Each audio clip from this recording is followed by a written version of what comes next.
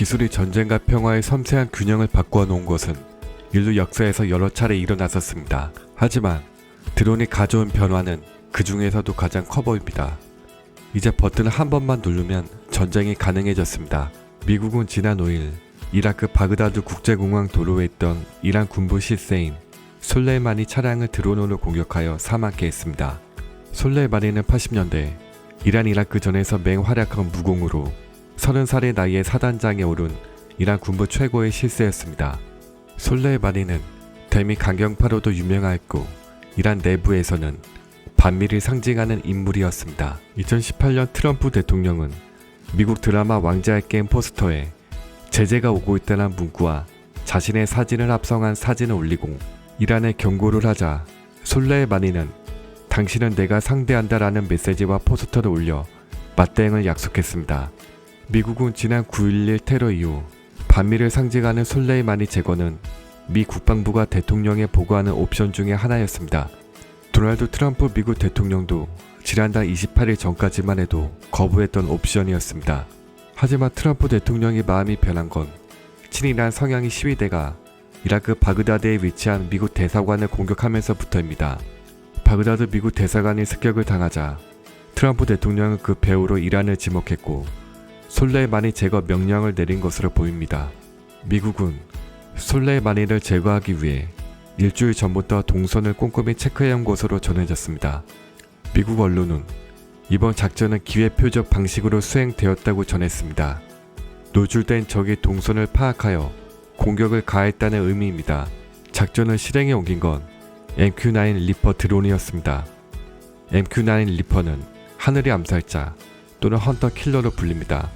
최첨단 관측 표적 확보 장치가 장착되어 있어 쪽집게식으로 표적만 골라 타격할 수 있습니다. 이번 솔레이마니 제거 작전을 계기로 드론이 한 국가의 핵심 요인을 쪽집게식으로 제거할 수 있다는 것을 보여줬습니다. 전처럼 다수의 특수정 병력과 지상 특수 장비를 투입하지 않고도 상대 지휘관을 제거할 수 있다는 능력을 시증한 것입니다. 미 공군은 1분 동안 계획하고 30초 비행했으며 목표 탐지에서 제거까지 2분 30초가 걸렸다고 밝혔습니다. 미 공군이 본토 드론 조종실에 앉아 드론을 조종하던 그 시각에 트럼프 대통령은 지인들과 아이스크림 만찬 중이었다고 미 언론은 전했습니다. 드론이 현대전의 패러다임을 바꾸고 있는 것입니다. 얼마 전부터 드론은 헐리우드 영화의 단골 소재였습니다. 평화로운 호수에서 낚시 중인 대통령을 드론이 나타나서 공격합니다. 킬러 드론의 무차별한 공격에 경호 인력이 속수무책으로 당합니다.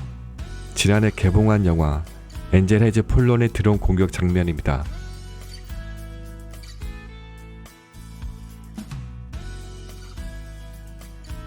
드론 공격은 이제 영화에서가 아닌 현실에서도 나타났습니다.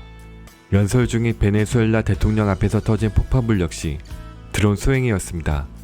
당시 모습은 TV로 생중계되었습니다.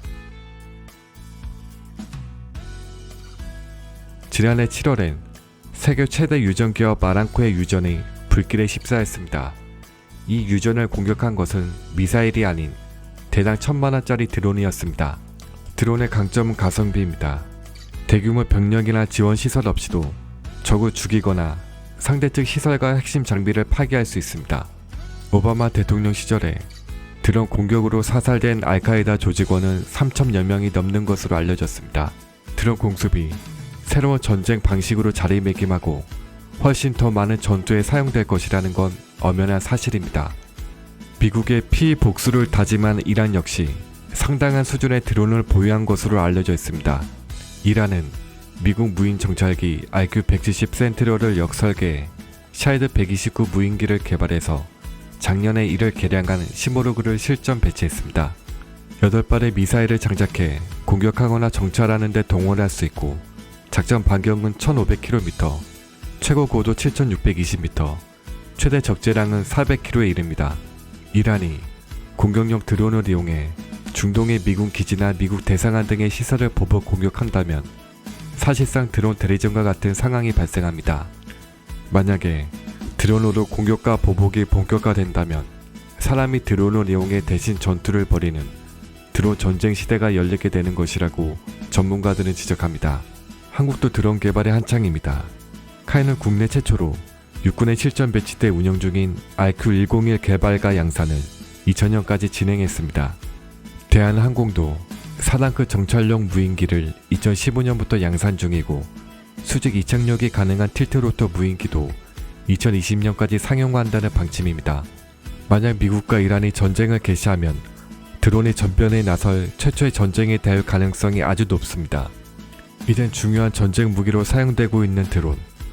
한국도 이런 세계적인 흐름에 뒤처지지 않도록 드론 연구에 박차를 가해야 할 것입니다. 이상 마치겠습니다. 시청해주셔서 고맙습니다.